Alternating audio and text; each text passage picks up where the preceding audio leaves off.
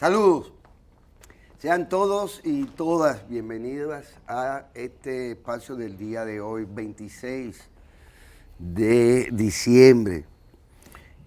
No solo recordamos en particular a doña María Cristina Camilo, una figura emblemática de esta corporación, de esta radio televisión dominicana, de la locución profesional, una actriz por igual, de las primeras actrices de radionovelas y posteriormente de las series de humor y costumbristas que fueron grabadas y transmitidas por esta radio televisión dominicana. Cumpleaños también mi querida y entrañable amiga doña Yanela Hernández. Yanela Hernández Cedeño, por igual locutora, alumna de doña María Cristina Camilo, de iguales dotes, tanto histriónicas como vocales, y una de las figuras principales por igual de este espacio de Ojalá en su tramo de cita cultural.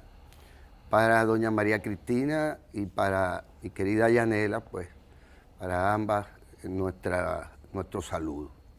Sé que hay otra persona que cumple años, pero me lo voy a reservar. Yo diría que otras tantas más.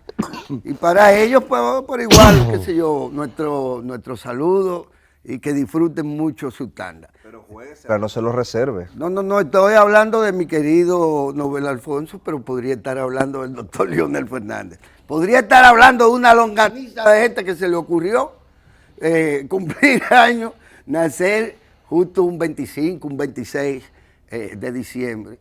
Y bueno, ser parte también de la alegría del pueblo dominicano y todo lo demás.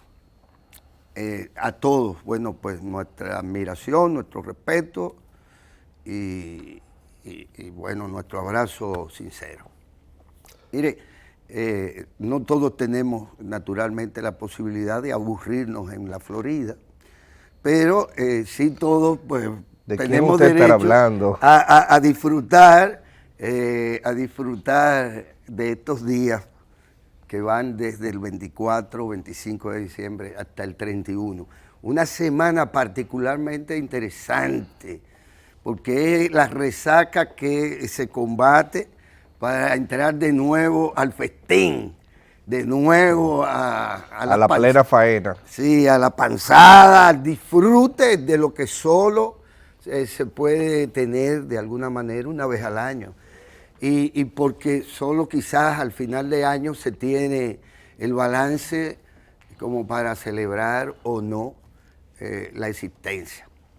Así es que, bueno, vamos a también a asumir la misma actitud de la semana pasada.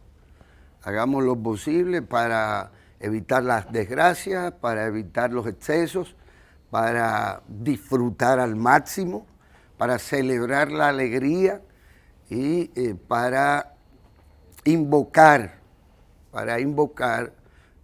no solo los buenos deseos del año nuevo, sino para invocar la defensa de la democracia y sus principios, que son los de la convivencia pacífica, que son los de la resolución pacífica de los conflictos, y que son, por lo tanto, principios ya universales.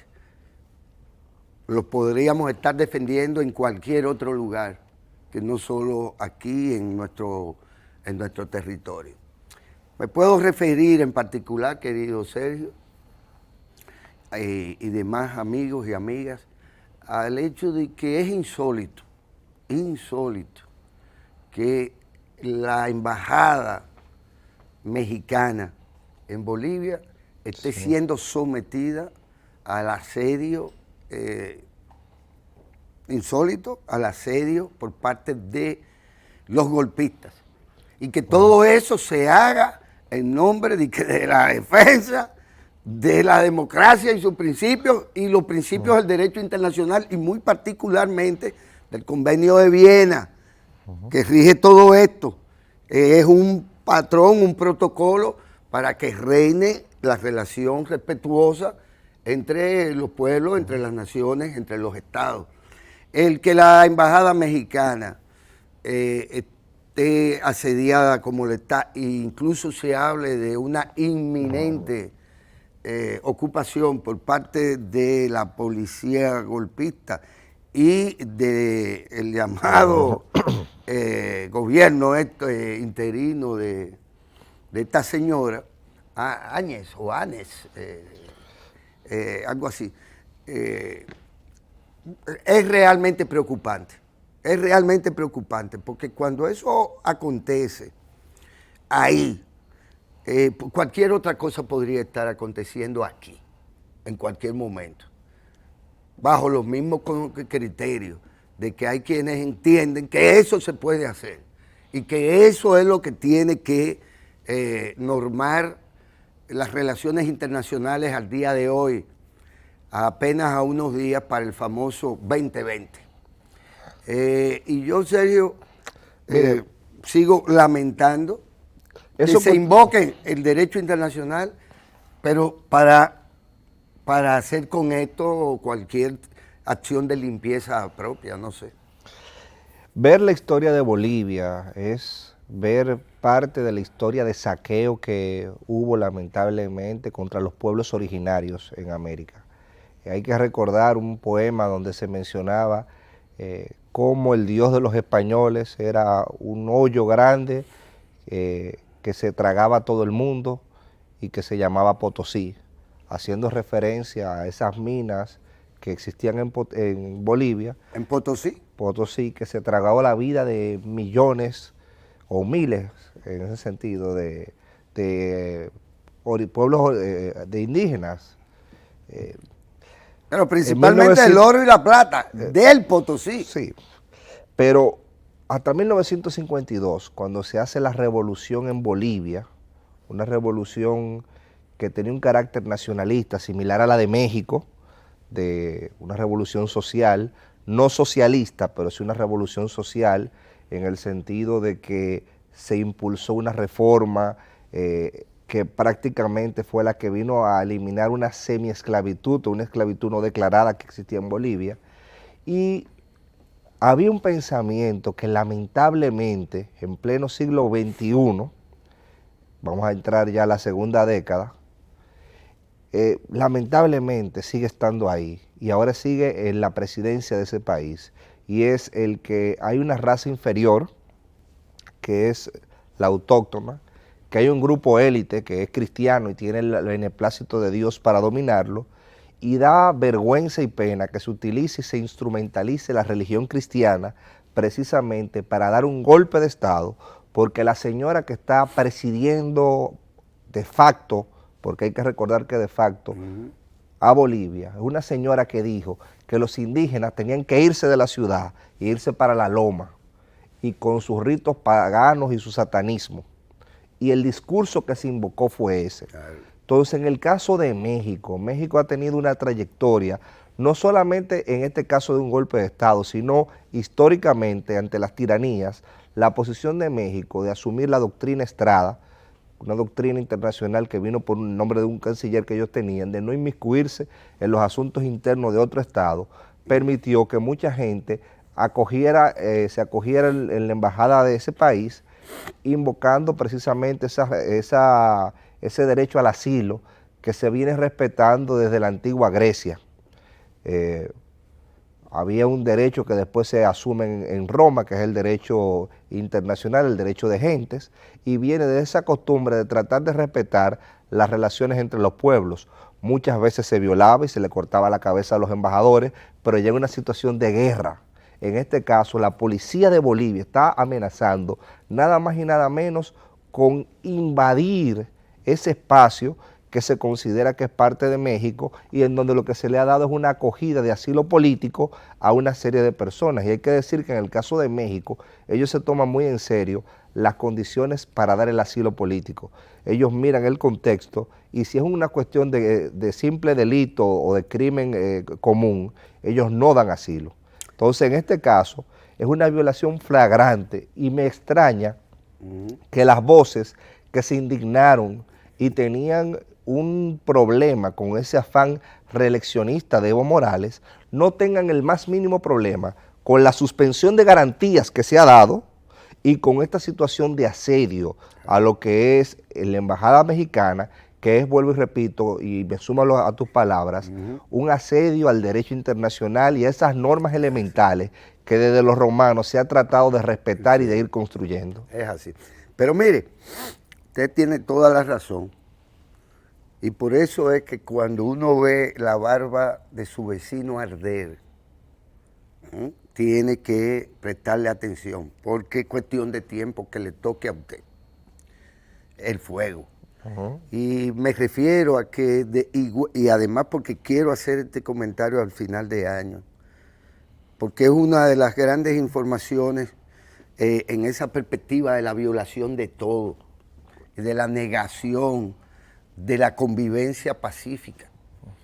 Estoy hablando del caso de Julian Assange y de la embajada ecuatoriana en Londres. Igualmente insólito que la policía londinense penetrara, primero cercara, sometiera a Julian Assange en su condición de asilado en una embajada ecuatoriana ahí, le sometiera al asedio por igual durante mucho tiempo. Y al hacerlo le torturaran, le violaran sus derechos humanos a la más estricta intimidad, a la habitación donde él habitaba, recluido como cualquier preso de cualquier cárcel del mundo, por así decirlo. Que eso se hiciera ante los ojos del mundo, y que el mundo se hiciera el ciego, el sordo y todo lo que usted quiera. Y esto que está pasando ahí no es más que una copia barata de eso que se hizo en Londres contra Julian Assange. Que por demás, y hay muchísima gente que se quiere hacer el tonto, por no decirlo a la manera en que yo quisiera, el tonto, o los tontos, que asuman como que el tema de Julian Assange está ahí porque es un delincuente que mató a su mujer. Que mató a su mujer. No, él no mató a su mujer, no. Él no es un homicida. No, Julian Assange él es un acosador sexual. Un acosador sexual. Ajá. según una acusación política que se desmontó. Que ya fue desestimada por quienes lo habían hecho. Claro. Los señores estos. O sea, la misma supuesta víctima desestimó la acusación. Exacto. Sin embargo, sigue ese señor detenido en nada más y nada menos que una de las naciones luz que supuestamente nos legó el Bill de Derechos, nos legó la Carta Magna y nos legó el habeas corpus. Pero ya se en cualquier país, el habeas corpus, un habeas corpus que tiene que ver cuando la prisión es irregular y viola el debido proceso, en cualquier país que respete y que siga ese legado inglés, él estaría suelto. Y entonces hay que ver a este grupo de periodistas que sufren frecuentemente de ciertos espantos coronarios. Hay que verlo hacerse los indiferentes ante las violaciones y después invocan la fuerza del derecho, a esto, a lo otro.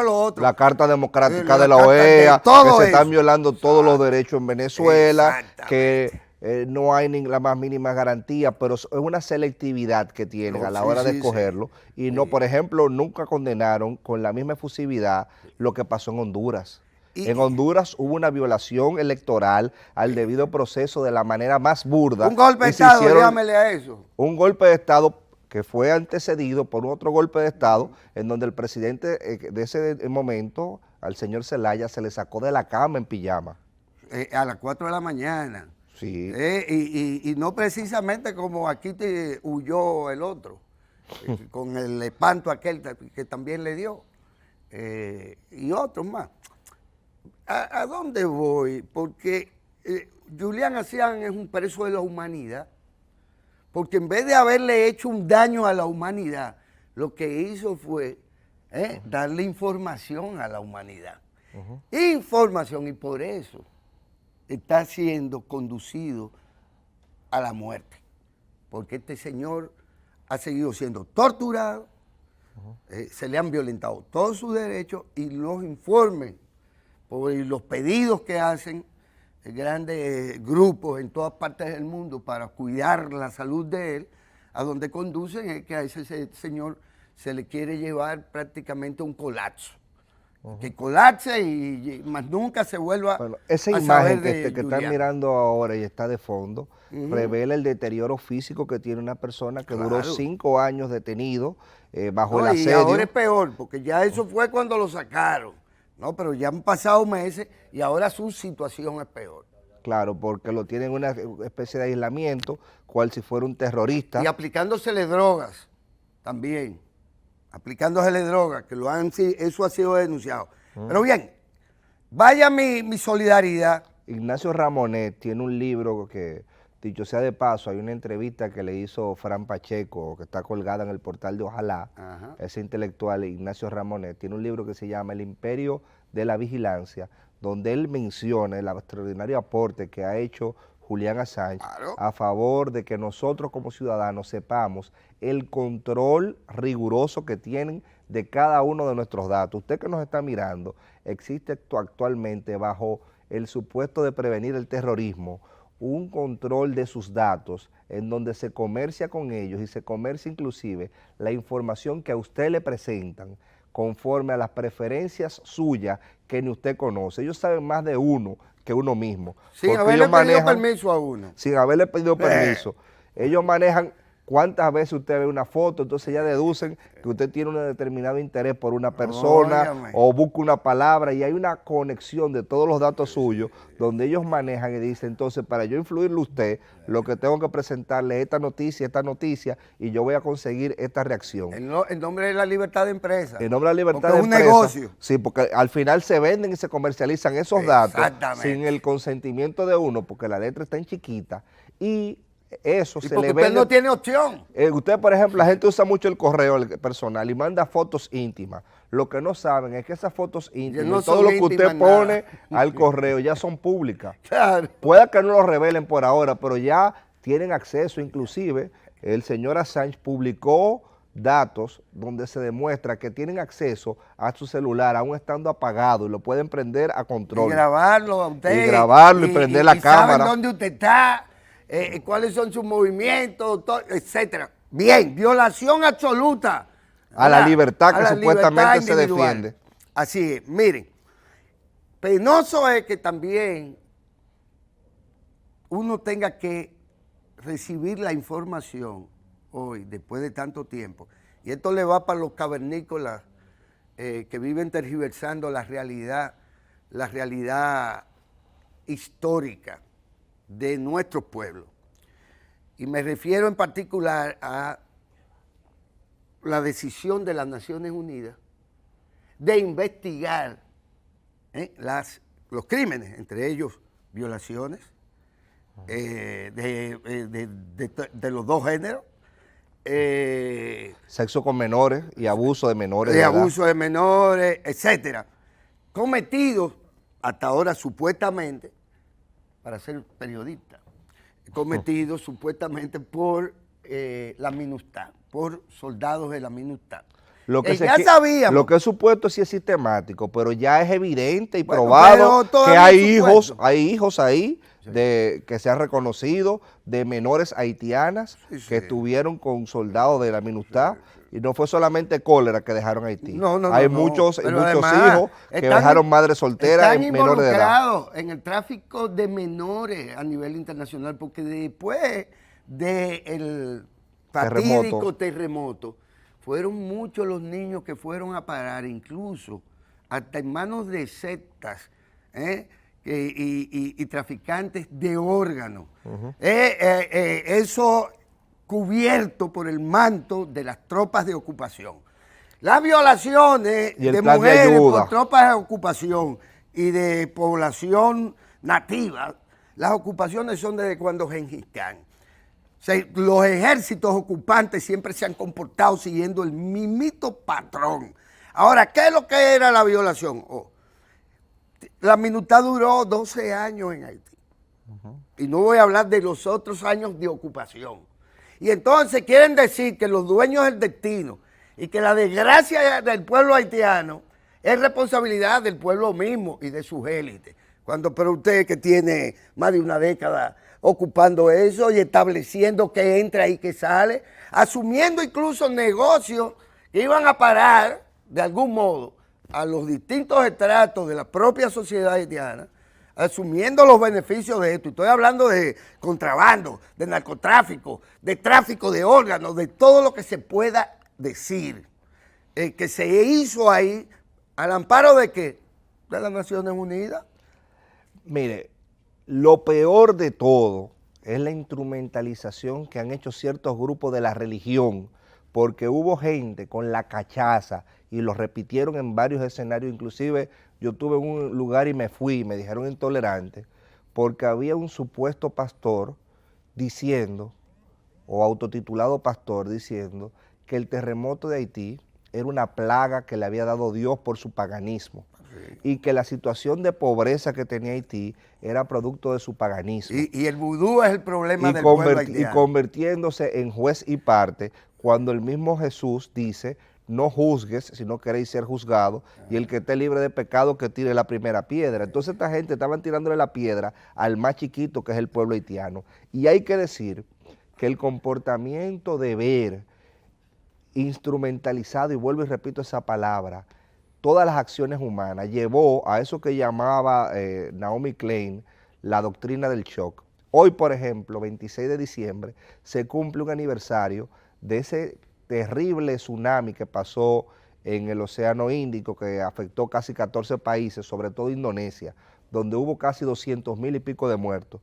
¿Y usted sabe cuál fue la primera reacción de algunas corporaciones? Porque eso era un castigo. Que hay la oportunidad de reconstruir ese lugar, y comenzaron a ver eso como una oportunidad de hacer negocios. Sí. Y eso lo vincularon con una cuestión medio religiosa, que esos pueblos eran una oportunidad para cambiar el escenario y la influencia en ese pueblo. Entonces, en el caso de Haití, hubo personas que vieron el terremoto haitiano como una oportunidad de reconstruir y hacer negocios. Y esa reconstrucción de Haití, lamentablemente, las ayudas no fluyeron. Esa intervención fue una intervención supuestamente, no una ocupación, para apoyar la seguridad de Haití, pero se olvidaban la gente, y yo estuve en Haití en esa época, que en Haití hubo un golpe de Estado. Y después del golpe de Estado hubo una intervención, y se quedaron soldados ahí, y esos soldados que se quedaron ahí fueron sustituidos por ese órgano de las Naciones Unidas. Y Haití vivía en la peor de las miserias. Y sigue viviendo, después del terremoto, en una situación de catástrofe humanitaria, y usted se encuentra con que el discursito que se quiere poner, por un lado, es que ellos son responsables de su destino, que es un castigo religioso, y no que Haití ha sido sistemáticamente saqueado por las grandes colonias, y que el capitalismo e inclusive la revolución industrial se debe, en cierto sentido, a lo que se sacó, a la acumulación originaria que se sacó de pueblos como Haití. Y al castigo que se le impuso luego a la independencia del pueblo haitiano. Porque hubo que pagar una afrenta por ellos haberse hecho independientes. Así mismo es, o de lo contrario se le invadía desde entonces. Pero aquí hay gente que sin ser pulpería religiosa, sino pulpería política, viven invocando todos esos argumentos baratos para justificar o alimentar el pseudonacionalismo y la xenofobia. Claro. Contra los pobres. Sí. Contra los pobres. ¿Por qué contra los pobres? Sí, no es contra los negros haitianos. No, es contra los pobres la xenofobia. Usted viene con cuarto y es haitiano o haitiano y bienvenido sea. Pero no venga siendo pobre para acá.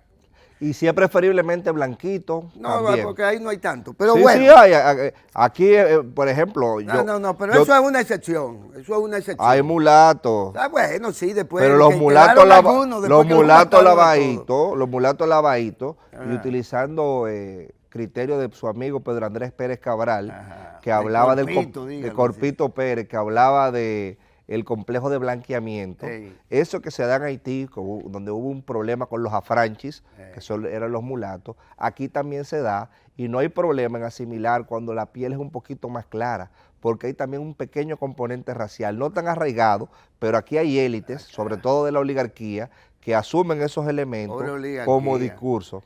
Y no, pobre no. Y pobre oligarquía, pues se le pega todo.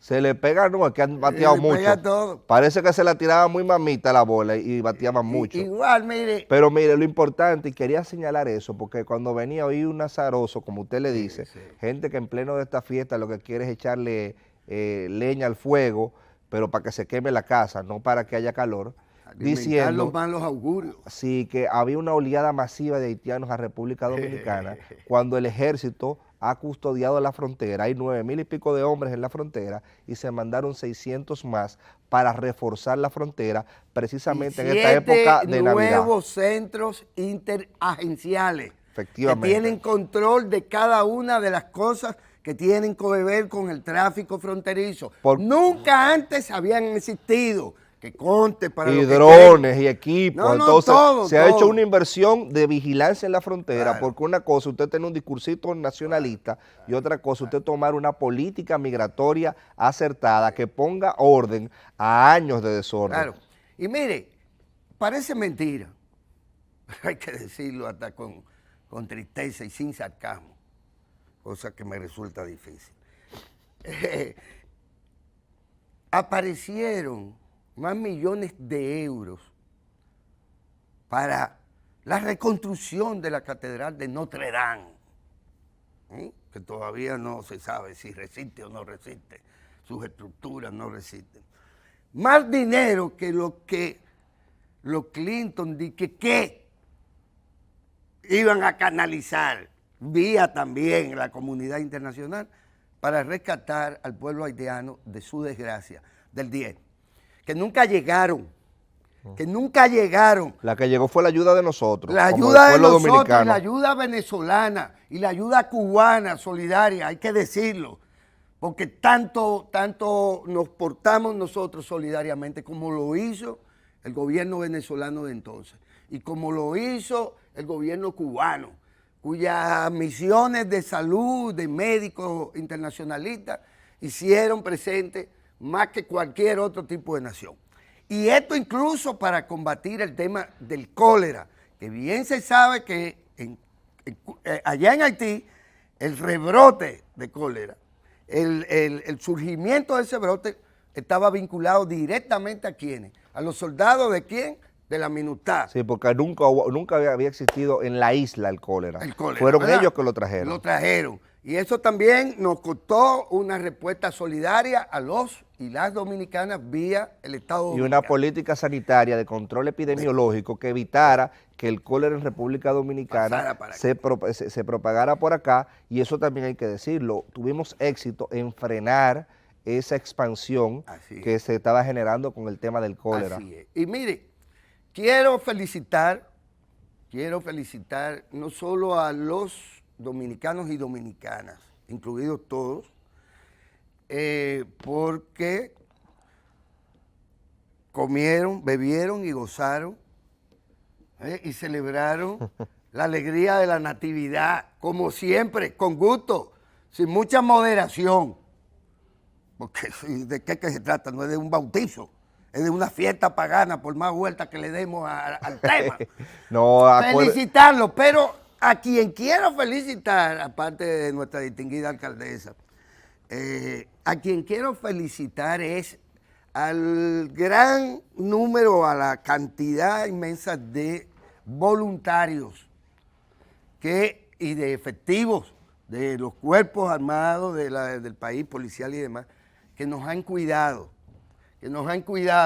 como quiero felicitar a los centros de salud que recibieron a los que, no por exceso, Si no, hay una azarosa que dijo esta mañana que quieren probarlo todo. Ajá. ¿Y para qué que se pone eso en la mesa? Si no es para que usted lo pruebe todo. Es decir, los bufetes y las mesas de navideñas es para que usted diga, pero mire qué bonito está esto y mire que aquello, y yo nada más puedo comer de esto. Porque si lo prueba todo, entonces usted va a tener un problema digestivo, estomacal. Ajá, y vaya usted a saber si no es para eso. Si no es para eso y si no lo ha hecho el ser humano a través de toda su historia y todas las civilizaciones y todos los países. Usted me está como racionalizando unas alturas que usted se dio. No, yo soy un hombre que pica. No es que sea un pica como usted, sino que pico, que no me doy altura, es lo que quiero decir. Ahora, que me parece absurdo que le convoquen a uno a una fiesta y después le digan, pero fue que usted comió mucho y después bebió mucho. Y para que usted me convidó a la celebración. Si es para ser moderado con la bendita celebración. Necedad de los aburridos, que también los hay, además de los azarosos, como bien usted sabe. Me gustan los aburridos, que pero no no, nos pasamos de exceso. exceso. La aburrida tampoco. Óigame lo siguiente. Felicidades a los compañeros, a los dominicanos, que gozaron, que lo hicieron como siempre lo hacemos. Espero que se recuperen los que están todavía en las salas de emergencia, que se preparen para la otra panzada que es la del 31. Ahora háganlo como ustedes quieran, por igual, no se dejen aburrir por los azarosos. Y agradecerle a esos que estuvieron hasta altas horas de la noche, sin celebrar con sus familiares, sin cometer los excesos suyos. Y nos han protegido y lo van a seguir haciendo durante todo este periodo. Por suerte, las revistas comerciales no se han dedicado a vendernos la sangre que generalmente también corre a propósito de los accidentes y demás. Y nos están dando como una tregua. Hubo un poquito menos de accidentes. Presente usted a la distinguida alcaldesa. Bueno, antes de presentarla, yo quiero señalar básicamente la importancia que tiene el relevo de verdad generacional que se da en República Dominicana, y lo digo porque en este proceso de elecciones municipales que van separadas de las elecciones presidenciales y congresuales, nosotros nos hemos encontrado con muchas propuestas frescas de renovación partidaria. En mi caso particular, yo lo digo por todas las fuerzas políticas, pero en mi caso particular, como parte del Partido de Liberación Dominicana, yo vi con mucho agrado que pese a una estructura que estaba anquilosada, jóvenes con mucho talento hayan participado democráticamente, no escogidos por el dedo ni porque son hijos de una persona, y hayan ganado espacios. Entre esos, Francis tiene un invitado de lujo hoy, un amigo, Jorge Félix Pacheco, que ella lo va a presentar y ustedes van a tener la oportunidad de ver su propuesta como regidor. Él ha presentado un programa como regidor por escrito al electorado, que creo que ya es un paso de avance. Yo no conocía, me decía Francis esta mañana, que existían regidores presentando ya propuestas y un plan de trabajo en caso de que sean electos. Y es bueno siempre ver cómo la juventud se va, y no solamente por ser jóvenes, sino por tener ideas que valgan la pena, van ganando espacio. Y déjeme darle un dato histórico, y con esto, ¿verdad?, creo que cerramos ya y pasamos. Aunque usted no lo crea, el profesor Finito fue joven en una ocasión. y lo fue cuando fue regidor. Sí. Regidor por el Distrito Nacional en 2 ocasiones, por el Partido de la Liberación Dominicana, siendo joven y como diría el poeta aquel latinoamericano, e indocumentado, por así decirlo, ¿sí? Porque se trata igual de pedirle, los azarosos le piden experiencia a quien no puede tenerla, generacionalmente dicho, y de pedirle ideas y cosas a quienes no han tenido tiempo todavía de masticar otras ideas. Pero la juventud es el ingrediente fundamental, no solo para la formación de las nuevas ideas, sino para la transformación de la sociedad. Porque los azarosos ya hay que, llega el momento en que usted tiene que dejarlos atrás. Y ciertamente la irreverencia, la inteligencia nueva, las nuevas ideas, los nuevos enfoques, son propios de la realidad de cada quien. Viva la juventud, viva esa cantera, como diría el poeta también latinoamericano. ¿Qué sería de las masas sin cantera?